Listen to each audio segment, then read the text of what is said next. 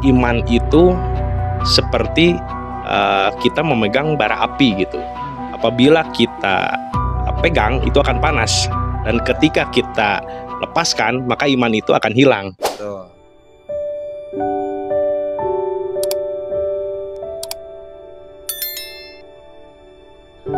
Assalamualaikum warahmatullahi wabarakatuh. Waalaikumsalam warahmatullahi wabarakatuh. Salam, Om Swastiastu, Namo Buddhaya, salam kebajikan, salam rahayu, salam sejahtera bagi kita semua. Bertemu lagi bersama kami di channel Pencari Jalan Pulang. Dan pada kesempatan kali ini kami berempat karena menambah personil satu lagi, yaitu saudara ruhani kami. Kebetulan beliau juga seorang pencari Tuhan, bisa dikatakan seperti itu ya, Mas Taufik.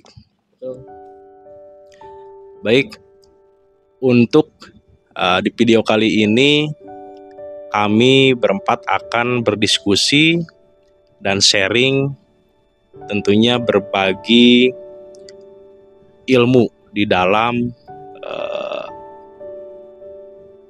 pengetahuan yang selama ini kita dapatkan mungkin ya dari pencarian selama kita berproses dalam mencari Tuhan.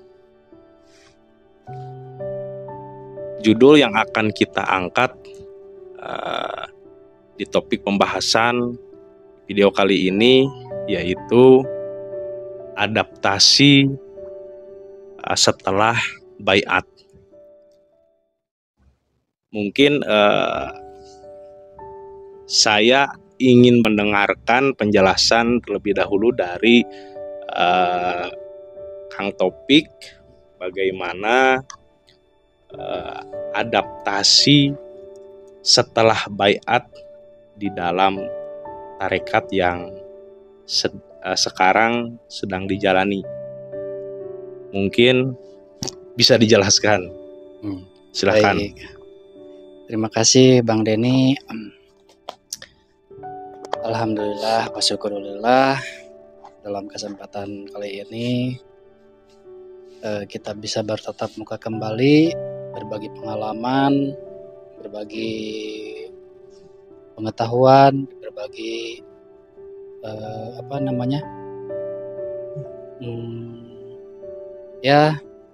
mengenai ketuhanan lah. Terkhusus untuk judul kita kali ini, kita angkat judulnya adaptasi setelah baiat. Adaptasi setelah baiat itu langkah kedua setelah kita berbaiat. Dulu waktu saya pertama kali setelah saya baiat, guru saya pernah bilang, setelah baiat itu kita akan mengalami hidup nano-nano, kata guru saya bilang. Saya belum paham kemana arah dan tujuannya. Waktu itu saya cuma jalanin aja, Ngikut aja ya. ikut aja, nggak peduli gimana-gimananya. Nah setelah itu kan setelah baiat kita dikasih tahu ada sistem yang harus kita jalanin, yaitu wirid sendiri, wirid berjamaah, terus suluk, dan bakti. Nah, adaptasi setelah baiat itu kita dianjurkan untuk wirid sendiri. Nah, wirid sendiri ini pun mohon maaf kaifiatnya kita tidak bisa sebutkan karena itu ada aurat yang harus kita jaga. Intinya dari zikir sendiri itu adalah kita merawat secara individu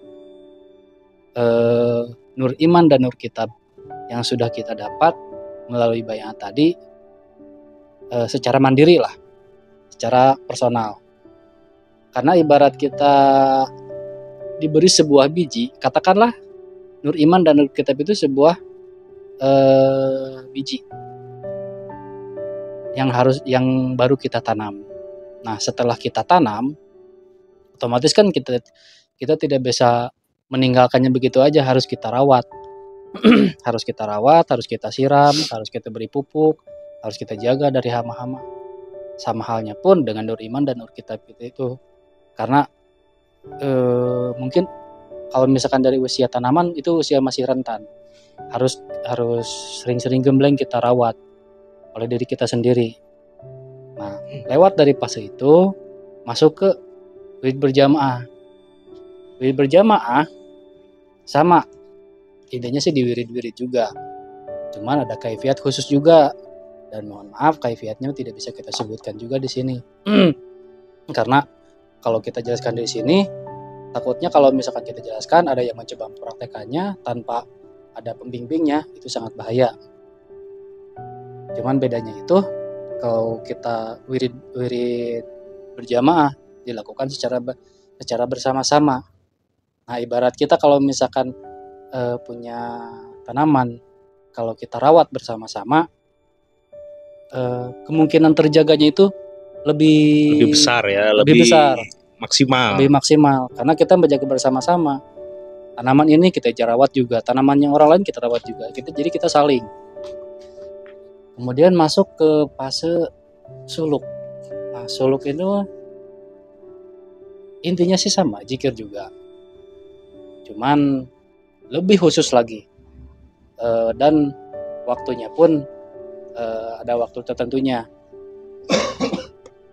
Cuman kapasitasnya saja di situ lebih lil khusus lagi.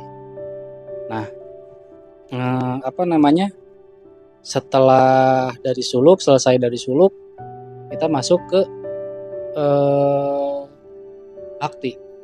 Nah, bakti dari bakti ini adalah proses aplikasi dari ketiga zikir tadi, wirid sendiri, wirid jamaah, suluk, dan bakti. Aplikasinya di situ, di bakti ada bukti fisik atau bukti nyata untuk kita persembahkan untuk yang kita pertuhankan. Nah, di dalam di dalam perawatan itu sendiri yang namanya istilahnya biji yang baru kita tanam, yang nur iman dan nur kitab tadi, otomatis kan si lahannya itu harus kita bersihkan dulu. Nah, setelah bayat itu ada proses di mana yang disebutnya taholi. Ada tahali, ada tajali. Nah, kalau buat saya pribadi kita fokus di taholi. Nah, taholi ini otomatis lahan yang kita mau tanam tadi harus kita bersihkan. Setelah ditanam itu kan harus kita bersihkan. Dari tanahnya, dari segala macam potensi-potensi yang akan nanti memperlambat pertumbuhan. Katakanlah seperti itu kalau kita kiaskan. Nah, proses taholi ini proses yang sangat sakit. Kalau kita bahas ke arah rohani. Di situ ada proses pembersihan.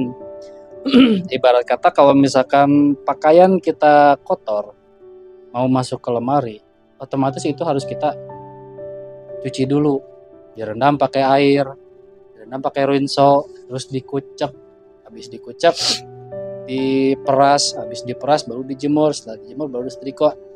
Itu gambaran kalau pakaian, apalagi ini kotoran manusia, sulitnya minta ampun.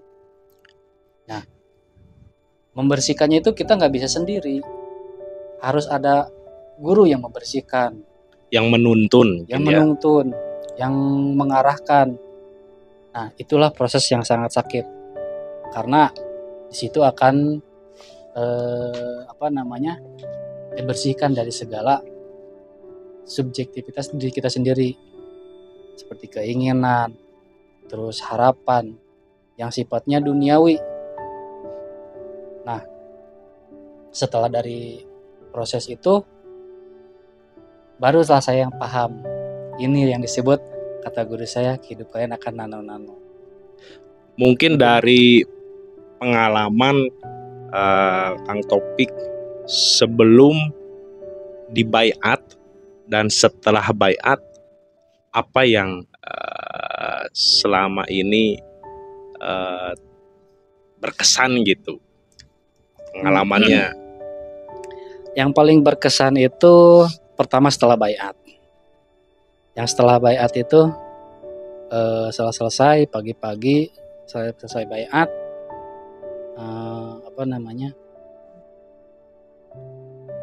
guru saya kan mau pamit pulang. Nah pada saat itu saya entah kenapa dan akal saya itu nggak jalan, cuman nggak mau gitu guru saya itu pulang, nggak mau guru saya itu pulang. Ngerasanya kayak udah dekat Udah deket banget, udah kayak udah lama gak ketemu terus dipertemukan. Begitupun setelah pertama kali melihat sebelum baiat juga, kok beliau itu nggak asing, kayak pernah ketemu di mana gitu. Nah setelah baiat makin bingung lagi ketika beliau izin pamit mau pulang, kok saya nangis kayak anak kecil baru lahir, ditinggalin anaknya. Gambarnya seperti itu loh, karena baiat itu kita kan pindah dimensi, pindah kesadaran dari alam sadar ke alam di atas sadar. Ibarat kayak di alam akhirat itu, guru saya itu adalah orang tua ruhani saya. Nah, gambaran itu kayak anak kecil baru lahir gitu. Nah rasanya sebelum baiat dan setelah baiat gimana itu? Apakah ada yang berbeda? Ada. Dari perjalanan hidup gitu? Dari perjalanan hidup, yang tadinya saya ingin mengejar, katakan kalau misalnya mengejar dunia. Nah setelah bayar itu jadi nggak, nafsunya itu nggak terkurang gitu, sedikit berkurang mungkin sedikit berkurang, lama-lama hilang, malah lebih pengen cepat pulang Bang Den. Jadi lebih terkendali mungkin ya. Iya. Baik, mungkin yang namanya adaptasi itu memang di setiap aspek kehidupan juga kita pernah mengalami, mungkin seperti contohnya kita yang biasa hidup di wilayah atau suhunya dingin, terus pindah ke wilayah yang suhunya panas, pasti itu butuh penyesuaian gitu ya. Betul. Butuh adaptasi lagi gitu. Betul. Supaya terbiasa gitu. Dan setelah dijalani dari biasa kita di suhu yang dingin ke suhu yang panas, awal pasti ada gejolak dulu gitu, berontak dulu, tapi setelah dijalani akan biasa-biasa juga gitu ya. Betul. Mungkin selanjutnya bisa saya ingin mendengarkan penjelasan dari Bang Teja bagaimana penjelasannya mengenai adaptasi setelah baiat. Silahkan Bang Teja. Baik, terima kasih Bang Denny atas waktu dan kesempatannya. Bahas terkait judul kita sekarang itu adalah adaptasi setelah baiat. Mengapa kita harus adaptasi? Karena kita ke suatu wilayah atau ke suatu tempat atau ke suatu dimensi yang baru. Betul. Di mana kita dengan menempati dimensi yang baru tersebut atau tempat tersebut atau ruang tersebut itu berbeda dengan yang kita tempati sebelumnya. Karena nggak terbiasa ya. Nggak terbiasa. Otomatis supaya kita bisa bertahan di dimensi tersebut, yang namanya kalau kita sebut dimensi kerohanian, untuk bisa bertahan di dimensi tersebut perlunya adaptasi, dan proses-proses adaptasi tersebut sudah dibakukan oleh pendahulu-pendahulu kita, sudah diwariskan oleh pendahulu-pendahulu kita, sehingga sistem ini sudah tersistem gitu, aturannya yang baku itu sudah tersistem gitu, sudah diwariskan, dan itu yang harus selalu kita jaga gitu. Dan waris-warisan ini tuh waris-warisan ini sampai kepada junjungan Nabi besar Muhammad Shallallahu Alaihi Wasallam. Gitu. Untuk proses adaptasi ini sendiri seperti yang tadi sudah diuraikan sama Bang Topik, itu syariatnya seperti itu. Cuman prakteknya jelas berbeda, tapi ada kaifiat-kaifiatnya yang harus dilakukan. Namun di balik itu ada adaptasi di dimensi kerohanian. Ya, siap-siap melawan musuh yaitu diri sendiri. Mungkin dari beberapa pengalaman saya yang real ya, yang nyata, begitu setelah diadaptasi itu saya banyak pelengak-pelongo. Kayak saya sadar kenyataan ini gitu. Tapi ini nyata atau enggak, atau serasa gak nginjak gitu kaki itu ke bumi itu, aneh gitu, rasanya tuh aneh pokoknya. Sampai saya jujur ya, saya tidak langsung melaksanakan aturannya, yaitu harus wirid sendiri dulu. Saya tidak langsung seperti itu. Cuman ada suatu momen yang membuat saya tergali penasaran untuk melakukan itu. Katakanlah wirid sendiri gitu. Begitu kita laksanakan, kok feel-nya beda, kok rasanya beda. Nah, itu yang sulit sekali dideskripsikan. Kok rasanya beda, nikmat gitu. Dulu juga saya suka wirid kok gitu kan, cuman kok gak dapet rasa ini gitu. Aneh gitu rasa ini. Sehingga dari wirid sendiri tersebut, karena ternyata nikmat,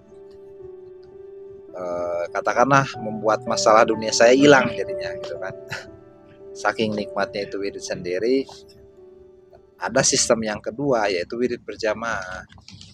Bolehlah saya coba-coba gitu kan di wirid jemaah, gimana rasanya gitu kan. Ikutlah saya wirid berjamaah.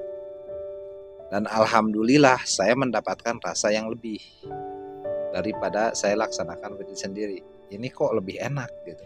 Dan rasanya itu tidak bisa dideskripsikan gitu ya Bang Teja, dan perlu dibuktikan sendiri gitu ya. Ya, makanya ini jatuhnya ilmu praktek, benar-benar ilmu praktek Ya. Harus aku yakin merasakannya. Begitu saya laksanakan wirid sendiri, wirid berjamaah, kok ini jauh lebih enak gitu. Sampai saya waktunya wirid jemaah, misalkan malam Jumat wirid jamaah, baru malam Minggu saya udah nagih lagi, ini kapan lagi nih ada wirid jemaah gitu. Kangen gitu ya. Kangen, saking ketagihannya. Ya. Dan saya mengingat-ingat rasa itu susah. Betul. Jadi kalau kita pernah makan es krim, terus sekarang kita bayangkan lagi, ingat-ingat makan es krim, kan gampang tuh.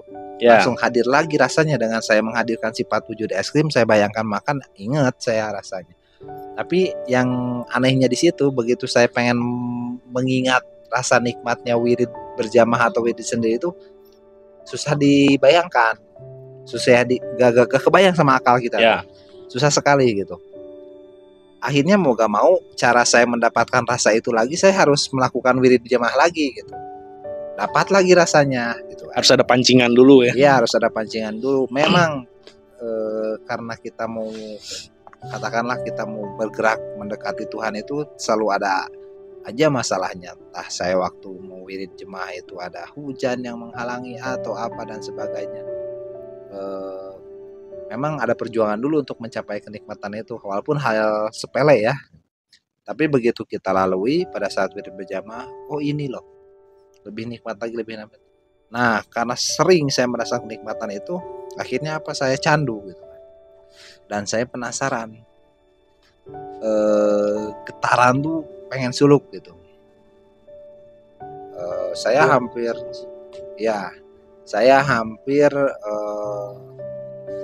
setahun lah gitu baru bisa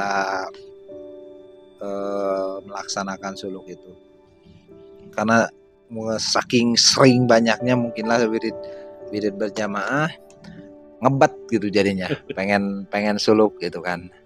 Ternyata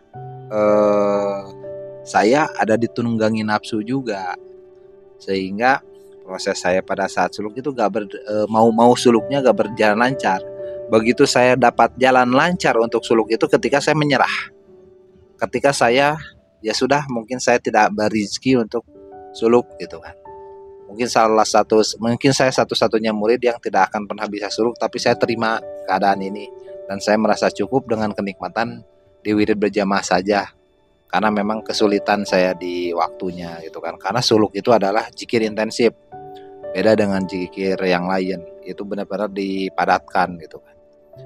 Tapi entah kenapa setelah saya ikhlas, setelah saya pasrah dengan kondisi itu, justru malah ada jalan.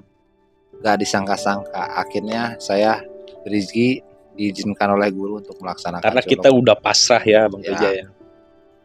Nah, dari sistem-sistem yang barusan saya jelaskan tersebut, dari awal sampai ke suluk, itu adalah proses adaptasi. Namanya itu adalah proses adaptasi. Jadi dari zikir sendiri, buahnya itu adalah zikir berjamaah. Jadi adaptasinya itu harus mengikuti sistem yang ada di tarekat ini. Betul, gitu ya.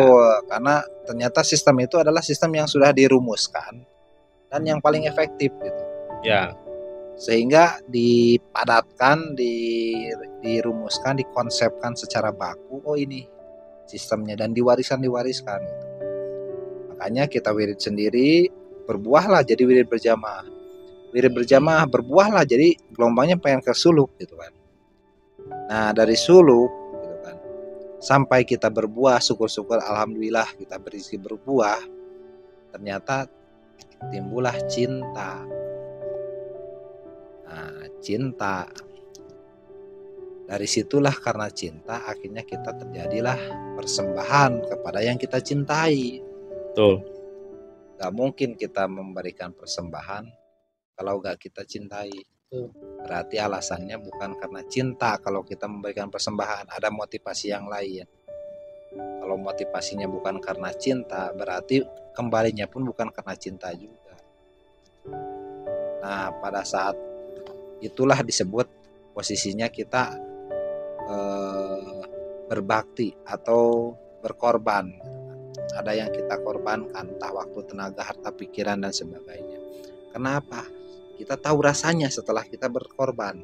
Ada kenikmatan yang jauh luar biasa, yang sama sekali tidak bisa diungkapkan dan dideskripsikan. Makanya ini ilmu hakul yakin.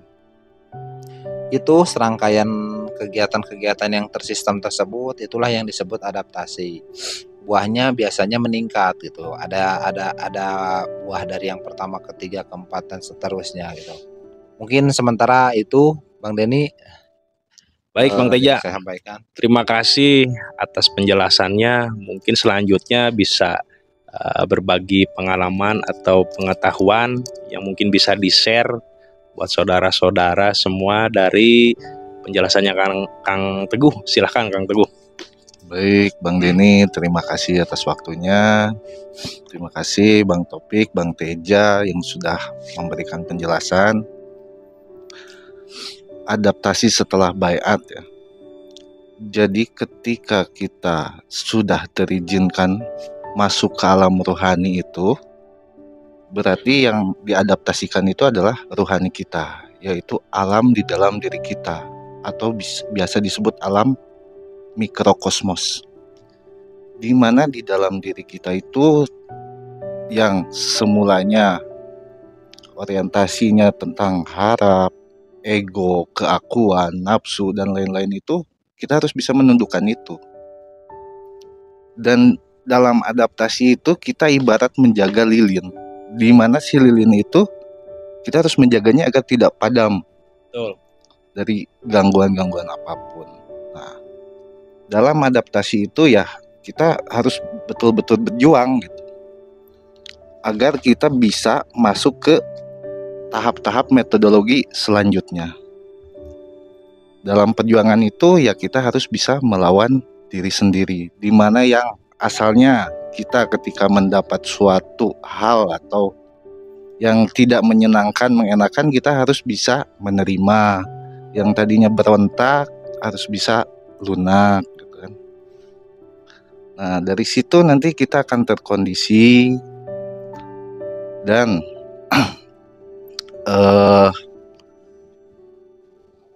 terarah, dan adaptasinya itu nanti akan berbuah ke tahap-tahap selanjutnya, Bang Den.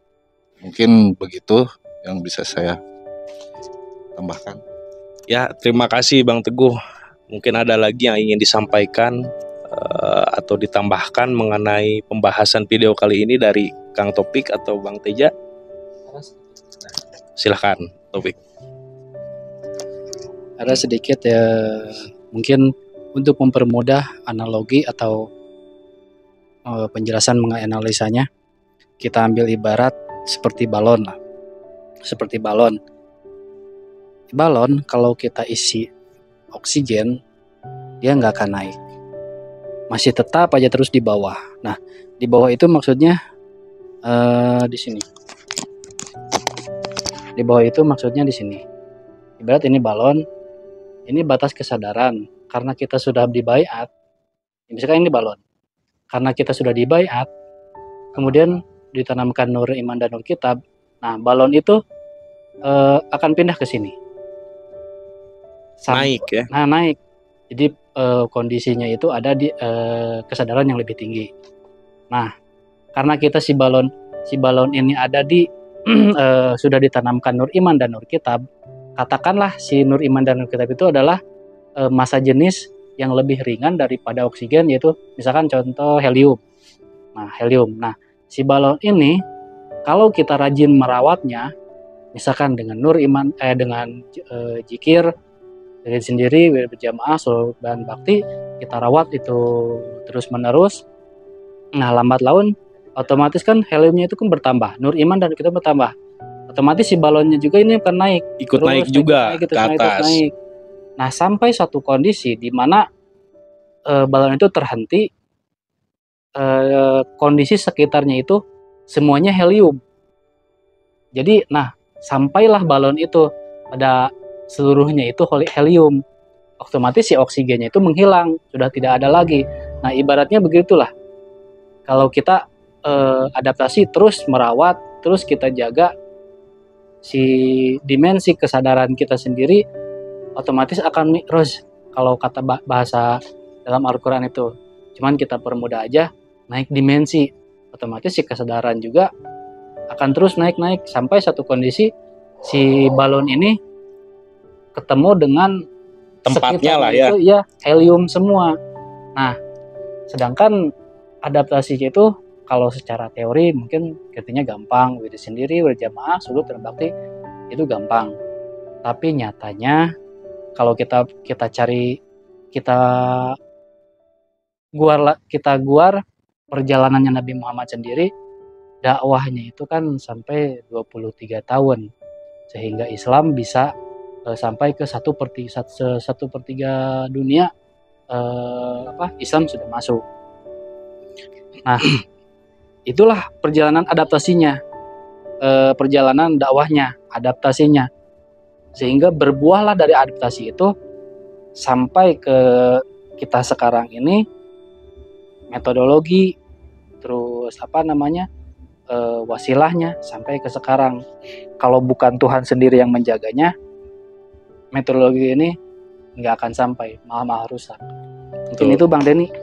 Baik, ada lagi yang ditambahkan? Oh, Bang Teja mungkin Sedikit berarti ya, saya menambahkan dari metode balon itu, kiasakan metode balon itu dengan cara pandang menggunakan gambaran balon itu. Ketika balon disuntikan oleh helium, otomatis akan tertarik ke atas mengikuti wilayahnya itu yang sama-sama helium.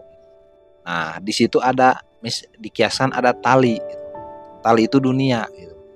Dunia itu akan terus menarik kita ke bawah, gitu. Akan menarik terus kita ke bawah, gitu kan. Semakin kita berabdi berbakti, semakin heliumnya nanti nambah, gitu kan. Sehingga tarik menarik nantinya antara ruhani dengan akal kita, gitu. Antara hati dan akal kita. Semakin kita berabdi berbakti, helium akan nambah, gitu.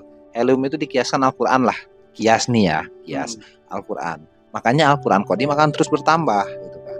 Semakin kita menjolok rahmat karunia-Nya, Al-Quran Qadim akan bertambah kepada kita, kepada ruhani kita, sehingga si balon itu akan terus makin terangkat ke atas sampai dunianya putus gitu kan.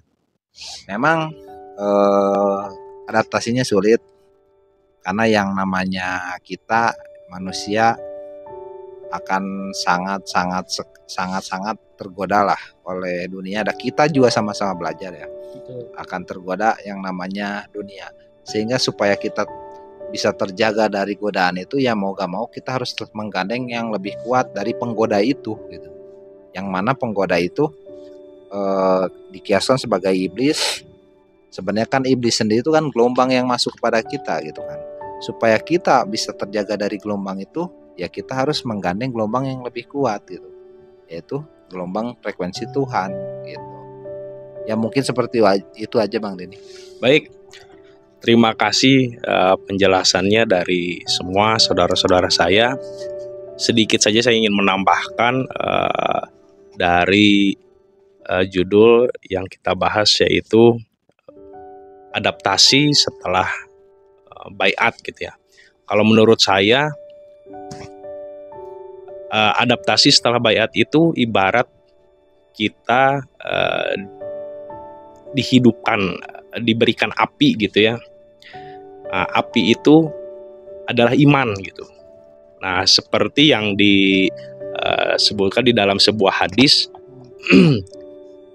iman itu seperti kita memegang bara api gitu. Apabila kita pegang, itu akan panas. Dan ketika kita lepaskan, maka iman itu akan hilang. Nah, mungkin seperti itu tambahan dari saya. Mudah-mudahan apa yang telah kita sampaikan pada pembahasan video kali ini dapat bermanfaat bagi semua saudara-saudara. Dan mohon maaf apabila ada perkataan dari kami yang kurang berkenan. Tetap jaga kerukunan dan kedamaian di setiap perbedaan. Kita jadikan Indonesia menjadi negara yang bertoleransi tinggi antar umat beragama. Salam kebajikan, salam rahayu, salam kebangkitan tasawuf, salam kebangkitan spiritual, salam Nusantara, salam Indonesia. Wabillahi taufiq wa hidayah, waridho wa inayah, ilahi anta maksudi, waridho kamatlubi. Wassalamualaikum warahmatullahi wabarakatuh. Waalaikumsalam warahmatullahi wabarakatuh.